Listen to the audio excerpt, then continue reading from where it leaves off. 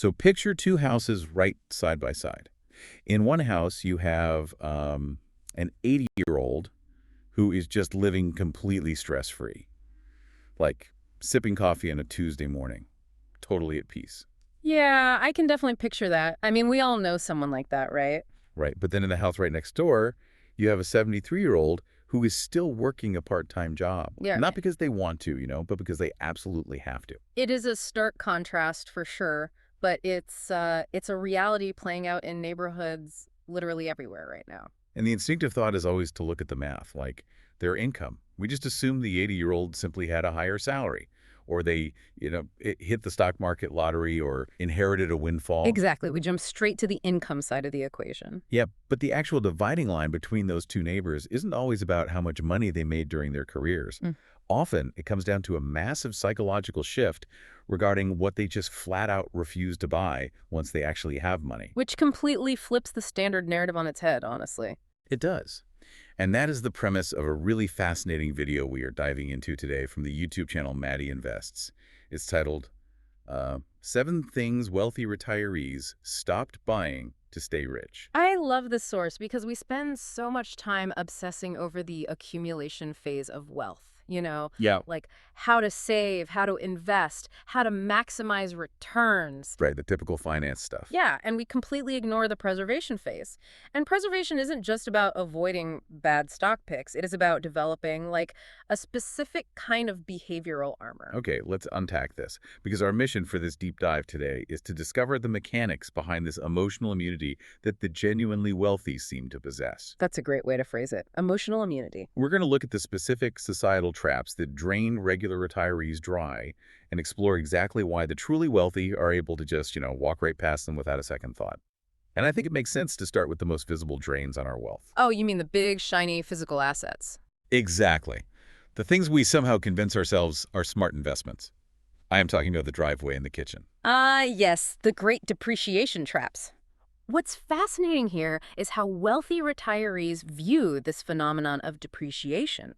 They treat it like a highly contagious disease. Like, they don't want to get anywhere near it. Right. They understand the fundamental difference between an asset that actually puts money into your pocket and a liability that quietly drains it, even if society insists on calling that liability a status symbol. So let's look at the mechanics of the brand new car, because the math here is just brutal. You go to the dealership, you negotiate, and you buy that shiny new SUV for, let's say, $65,000. Which is pretty standard these days, yeah. You get the keys, you drive it off the lot. By the time you pull into your garage and put the vehicle in park, the data shows your $65,000 car is now worth about $55,000. Just poof, gone. You have effectively vaporized $10,000 in a single afternoon. And we really need to explain why that happens, because it isn't magic, right? Yeah. The moment a car transitions from new to used, it loses the retail premium. The new car smell premium. Exactly. The dealership markup, the manufacturer incentives, that whole novelty factor, all of that evaporates the absolute second the title is signed over to a consumer. It's wild. If you tried to sell that exact same car back to the dealer the very next morning, they're only going to offer you the wholesale value. Right. Which, when you really think about it, buying a brand new car off the lot is essentially paying a massive premium just for the privilege of being the absolute first person to spill coffee on the driver's seat. That is a perfect way to put it. And sadly, the bleeding doesn't stop there. No, it doesn't. Because 3 years later, that same vehicle is worth around $39,000.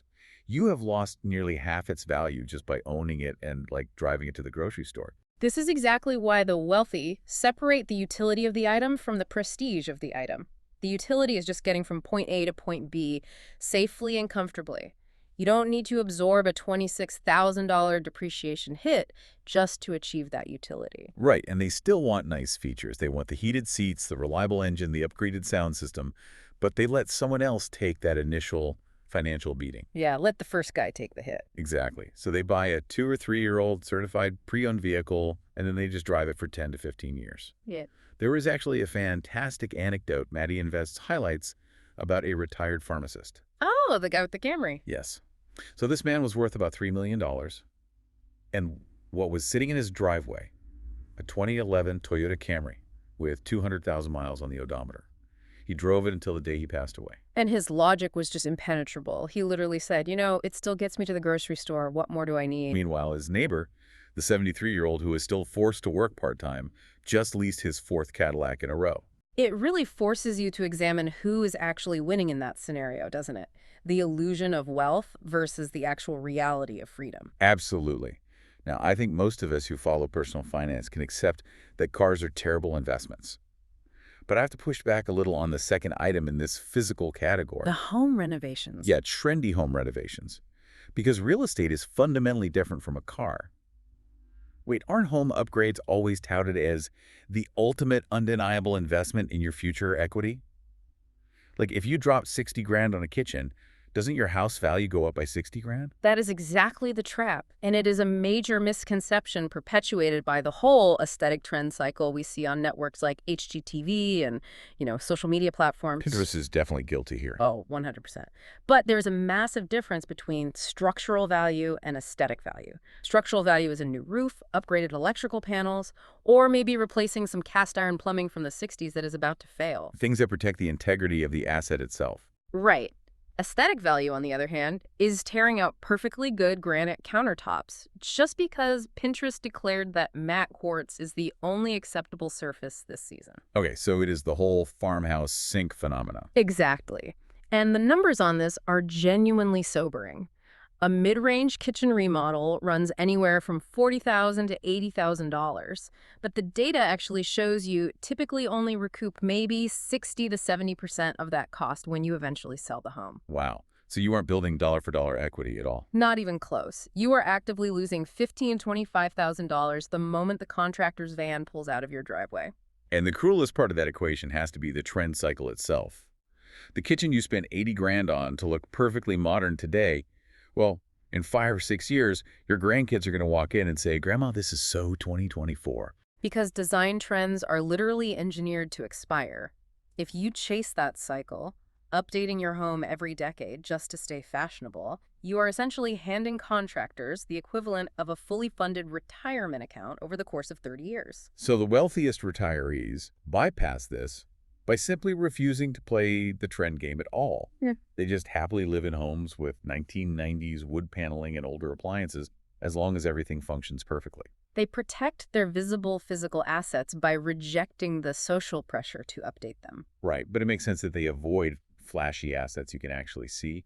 What is arguably more insidious, I think, is how much wealth is drained by things we really can't see. The invisible traps. Yeah, the invisible ways people hemorrhage money just trying to buy the illusion of security.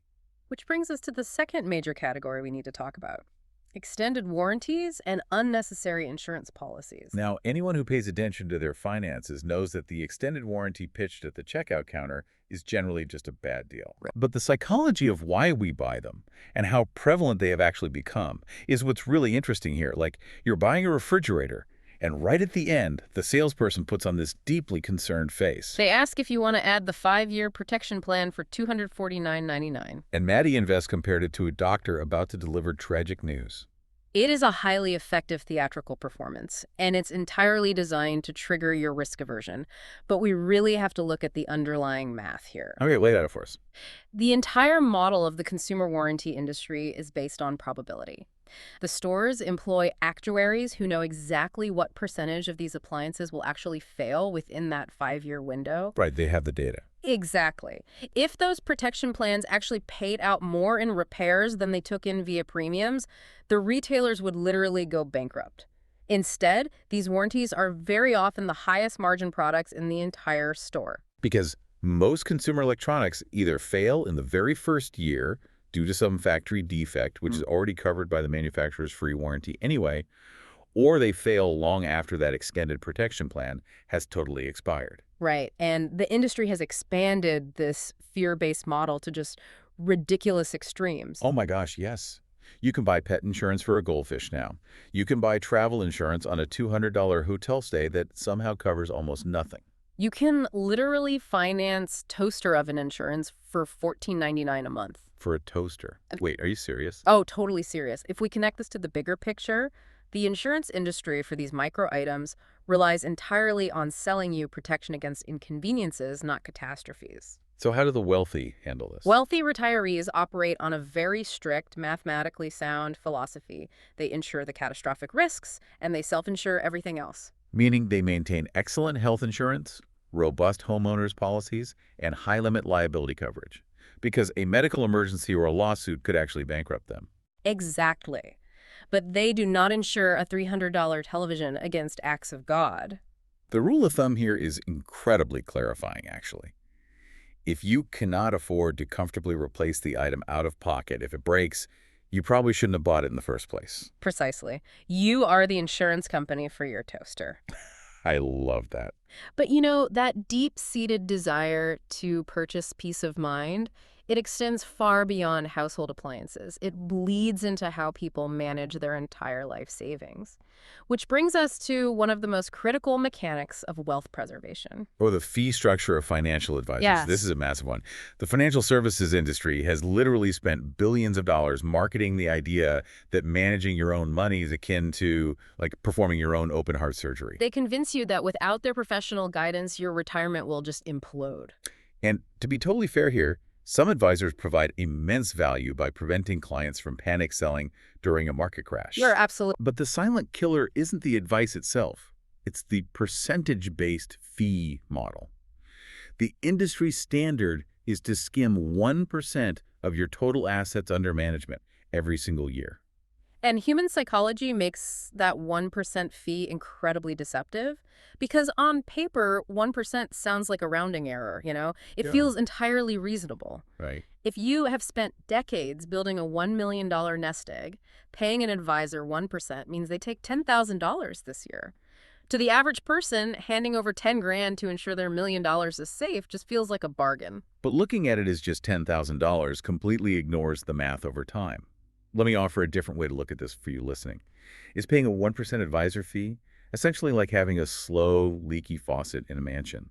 Or maybe a termite infestation in the framing of your house? Oh, the termite metaphor is perfect. Right. You don't see the damage day to day, the walls look fine, but over 20 years, they silently hollow out the entire structural support of your retirement. The termite metaphor is mechanically accurate because of the devastating power of compounding loss.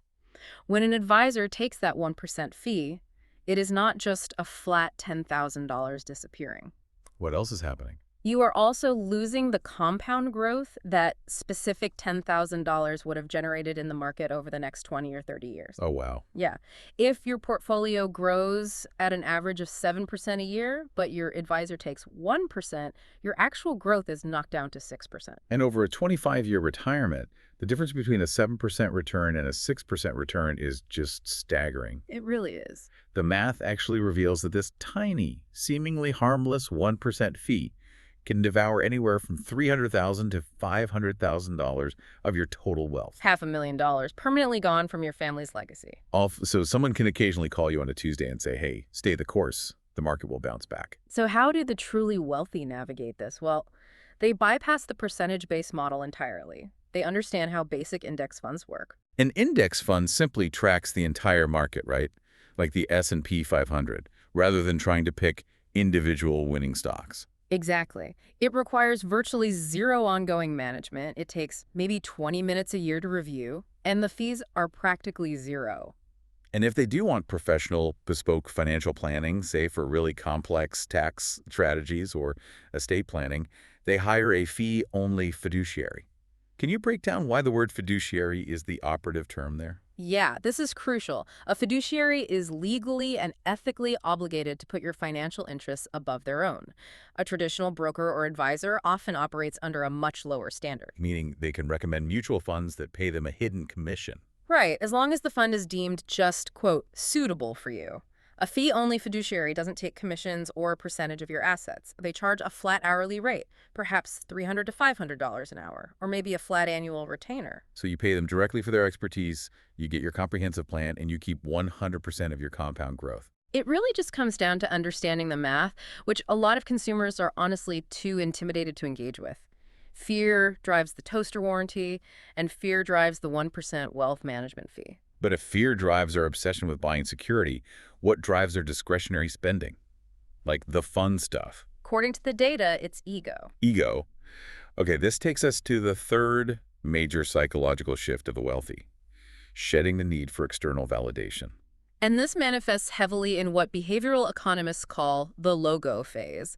It is a highly predictable cycle of signaling. Oh, the logo phase is so real. You see it Yeah. constantly. When people first start making decent money, usually in their 30s or 40s, they often enter this period where literally everything they purchase has to scream wealth. Yep. The oversized Gucci belt buckle, the Louis Vuitton monogram bag, the Rolex, the Tommy Bahama shirt with the Marlin logo the size of a billboard across the chest. The underlying intention of those purchases is entirely communicative. I mean, the functional utility of a $400 designer t-shirt is completely identical to a $15 t-shirt. Right. The only reason to pay the $385 premium is to broadcast a signal to complete strangers that you possess the disposable income to afford it.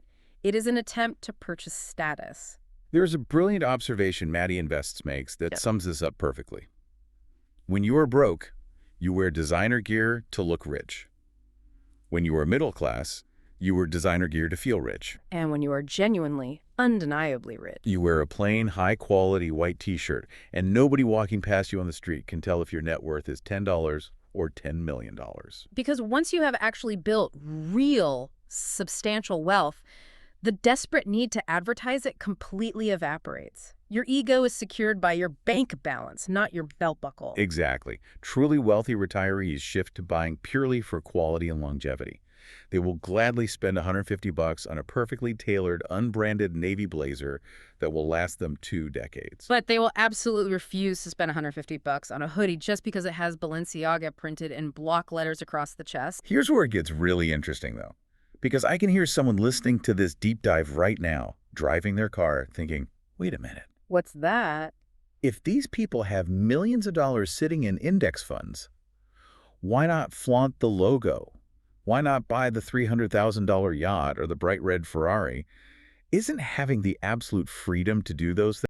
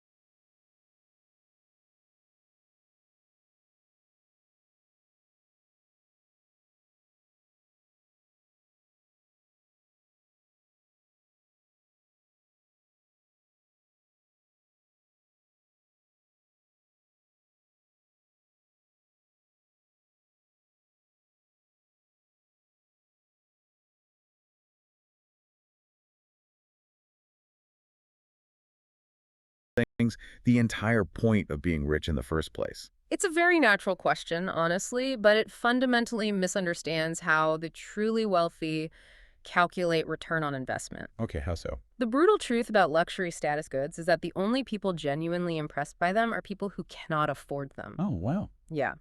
When a genuinely wealthy person sees someone walking through an airport with a $2,000 designer handbag, they do not think, wow, what a highly successful individual. What do they think? They run a mental calculation and assume one of two things. Either that person is drowning in consumer credit card debt, or they work in marketing and need to project an image. That is hilarious and probably entirely accurate. They've realized that trying to impress strangers is just the worst possible return on investment. Exactly. And this pragmatic mindset completely dictates their approach to retirement hobbies, too. Because as we see time and time again, hobbies are where a lot of solid retirement plans go to die. It is a massive vulnerability. People grind away at their careers for 40 years, they finally reach retirement age, and they experience this immediate crisis of identity. Because for decades, they're the vice president of sales or the head of operations. Suddenly, they're just a retiree. Right. And to fill that void, they seek out a new identity, and they often default to the most notoriously expensive hobbies on the planet to signal their new leisure status. Golf is the ultimate example here. The barrier to entry alone is staggering. The equipment is a couple of grand. The country club initiation fee can be anywhere from $10,000 to $50,000. And the monthly dues are relentless. Relentless. Every single round is $100, plus the inevitable $80 lunch and drinks at the clubhouse afterwards. A retiree adopting golf and perhaps a modest boating habit can easily hemorrhage $25,000 to $50,000 every single year just supporting those new identities. Now, we need to be clear here. Wealthy retirees are not anti-hobby. In fact, keeping active and engaged is critical for cognitive health in retirement. Archers. But they deliberately choose pursuits that cost next to nothing. They walk, they hike local trails, they cultivate a garden, which actually provides the tangible bonus of yielding fresh food. They read aggressively, utilizing the public library system. They might fish, but they do it from a $300 kayak they bought lightly used. Instead of a $300,000 center console boat that requires $500 in fuel every time they turn the key. Pickleball is another great example the data points to.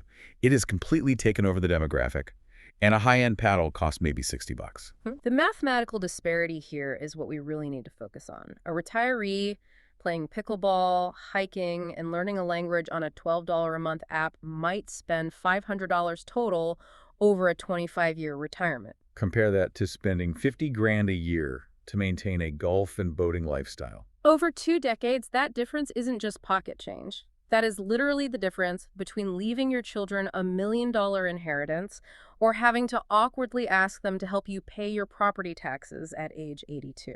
And fundamentally, the entire purpose of a hobby is to reduce your cortisol levels and relax you, isn't it? Exactly. If your chosen hobby induces low-grade panic every time you open your monthly credit card statement, it ceases to be a hobby. At that point, you have just acquired a financial obligation with extra steps. A financial obligation with extra steps. That perfectly captures the absurdity of it. Okay, so we've deconstructed the physical traps of cars and kitchens, the invisible traps of 1% fees and toaster warranties, and the ego traps of logos and country clubs. But this brings us to the root cause. The foundation of it all. Why do we buy the flashy car we don't need? Why do we buy the $1,500 bag or convince ourselves we absolutely need the country club membership? Yeah. It all funnels down to the #1 ultimate wealth thief. Emotional spending? Yes, the silent, everyday killer of wealth. Emotional purchases are anything you buy as a reaction to how you feel in a given moment, rather than a calculated decision based on what you actually need. And retirement, ironically, is an absolute minefield of emotional triggers. Because retirement removes the structure of the 40-hour work week. Think about the modern scenarios we find ourselves in. You are sitting on the couch, deeply bored on a random Tuesday afternoon. To stimulate your brain, you start browsing e-commerce sites. Yep. You feel a fleeting sense of loneliness, so you order something you don't need just to experience the minor dopamine hit of a package arriving on your doorstep 2 days later. Or the social media trap. Your friend posts highly curated, glowing photos of their luxury river cruise through Europe. You immediately get hit with a wave of FOMO fear of missing out. So you grab your iPad and book a similar cruise, even though you hadn't planned for it, and it really strains your cash flow. Or consider the classic grandparent trap, which is incredibly common. Feeling guilty about not seeing the family enough, a retiree will drop $400 on plastic toys for their grandchildren. Toys the kids will likely forget exist by the time they fly back home. Exactly. They spend the money instead of offering their undivided time and attention, which is what children actually value. We are constantly attempting to medicate our feelings with transactions. So what does this all mean? To me, the mechanics of emotional spending sound exactly like eating highly processed junk food when your body is actually just dehydrated and thirsty. That is a great analogy. Are we really just constantly reaching for our wallets to try and cure basic human boredom or temporary sadness? Because the wealthy have trained themselves to recognize that misdirection. They really have. When they are bored, they don't open Amazon. They go do their cheap hobbies. When they want to feel connected or loved, they don't buy a watch. They pick up the phone and call their family. This raises an important question about how we interact with modern commerce. Wealthy retirees have developed a hardened psychological defense system that Maddie Invests calls emotional spending immunity. Emotional spending immunity. Right. They deeply, fundamentally understand that transferring money out of their bank account cannot permanently fix a negative internal feeling.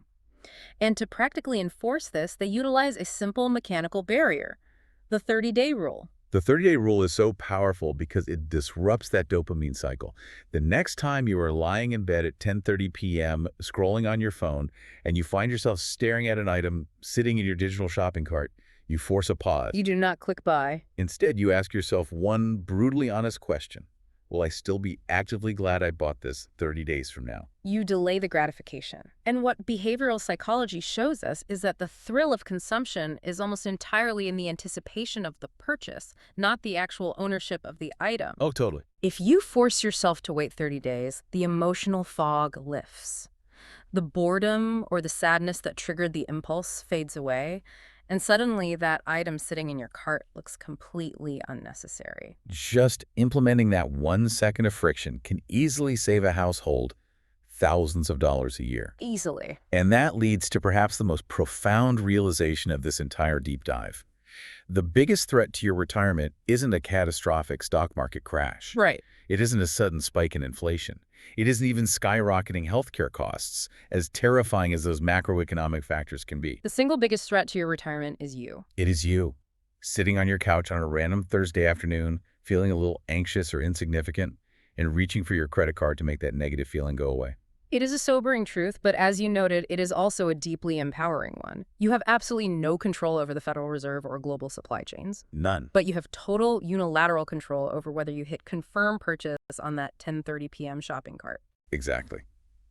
The 80-year-old neighbor we talked about at the very beginning, the one sipping coffee, living completely stress-free, they didn't get there by accident. They got there by quietly, consistently, and deliberately not buying the things everyone around them was going into debt to finance. They kept the old Camry running for another 100,000 miles. They self-insured the toaster. They bypassed the 1% wealth management fee by learning basic index funds. They completely ignored the loud logos and the pressure to join the country club. And they left that 1990s kitchen exactly as it was, because it still cooked a perfectly good meal. To modern consumer culture, that lifestyle sounds incredibly boring. But you know what is infinitely more boring? What? Working a part-time job scanning receipts at 76 years old because you spent your entire nest egg trying to look wealthy to strangers on a golf course. Oof. That is so true. True wealth, the kind that lets you sleep soundly through literally any economic cycle, is remarkably quiet. It is the ultimate peace of mind. It comes from the mathematical certainty that you have enough, combined with the psychological freedom of knowing you never have to prove it to anyone else. And here is the best part for you listening to this right now. Whether you are 25 years old and just setting up your first 401k, or you are 75 years old and already 5 years into your retirement, the mechanics of these habits apply to your life right this very second. You do not have to wait to adopt this emotional immunity. You can start today by separating the raw utility of your purchases from the fleeting trends. You can audit your financial life for those invisible percentage fees and just cut them out. And most importantly, you can start building friction between your bad moods and your wallet. So as we wrap up this deep dive, I want to leave you with one final thought. We started by looking at those two neighbors, the stressed 73-year-old and the peaceful 80-year-old. And the core lesson we've uncovered is that the peaceful one fundamentally realized that money cannot fix feelings. It really can't. So I want you to look at your own life and ask yourself, how much of your current spending is just an attempt to buy an emotion? And what completely free alternative could give you that exact same feeling today? That is a powerful question to ask yourself. Think about that and maybe clear out that online shopping cart tonight.